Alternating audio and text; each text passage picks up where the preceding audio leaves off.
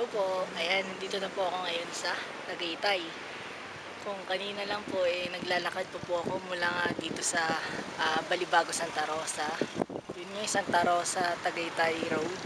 Ngayon nandito na po ako sa Tagaytay. So para maniwala kayo ay ipapakita ko sa inyo. Nandito na nga po ako sa Tagaytay. At ito po ang kanilang pinagmamalaking Bulkang Taal. Ito po.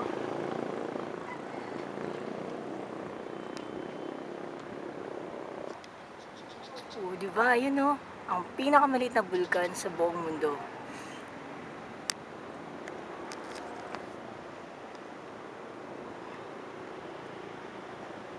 Diba? So, pinalad tayo na makita siya ng maliwanag.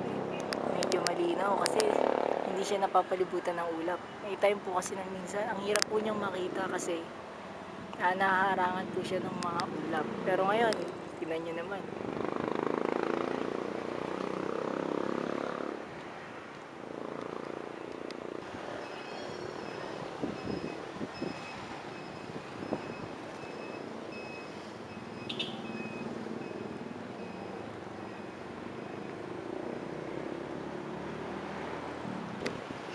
Ganda talaga dito sa Tagaytay. Biruin mo, di ba?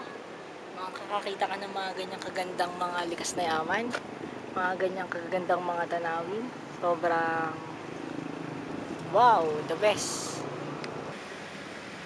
Alam niyo po, maraming beses na po nakakapunta dito sa Tagaytay. Pero masasabi ko talaga, kahit ilang beses pa ako magpunta dito sa Tagaytay, hindi ako magsasawa. Kasi nga napakaganda ng Bulkang Taal, ang tinaguri ang pinakamaliit na aktibong bulkan, hindi lang po dito sa Pilipinas, kundi sa buong mundo.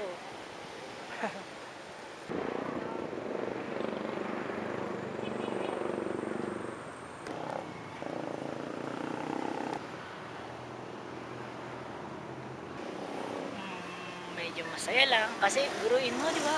Ang haba ng nilakad ko mula nga sa doon po sa aking dorm, doon po sa Santa Rosa, Laguna, mula dito sa Tagaytay. Sobrang napakahabang lakaran po. Siguro mga ano rin yun, mga 22 kilometers. Pero kahit hindi ko maintindihan ng panahon, may time na yung ulap, parang uulan kasi medyo madilim. Meron din namang time na sobrang init. So, kinaya ko lahat yun. So, ito yung reward ko. Ang napakagandang Bulkang Taal. Ito.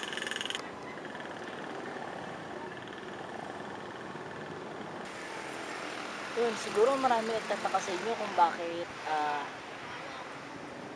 mas pinili kong maglakad na lang papunta dito sa Tagaytay kaysa sumakay. Meron namang mga jeep na mula Balibago hanggang Tagaytay, pero pinili ko pa rin maglakad. Pero syempre kasi nga ang inyo pong lakwadyarong kaibigan ay naiinit na po sa pagtakbo. Oo, pagtakbo. So itong mga nakarang araw, kung papasin nyo, talaga namang nag-aktibo po ako sa pagsali sa mga fun run, mga karera ng takbo. So ayun, sobrang ina-enjoy ko siya, kaya naman sabi ko gusto kong mag-train, gusto kong mag-practice.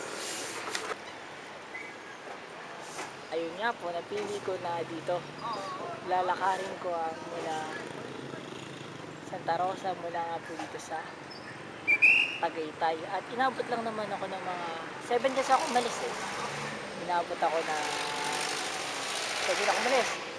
8, 9, 10, 11, 12. Yun. Eksakto alas 12 nandito na ako sa Tagaytay. O diba? Pwede na yun. At syempre, dito na po nagtatapos ang aking adventure. Mula nga po dito sa Santa Rosa, Tagaytay Road. Ako pa rin po ang nilakot, pero samahan niyo pa rin po ako sa aking mga nailakbay, mamamasyal, at kung ano pa. Ako po sa inahingging ang nakadya rin yung kaibigan dito lamang sa YouTube.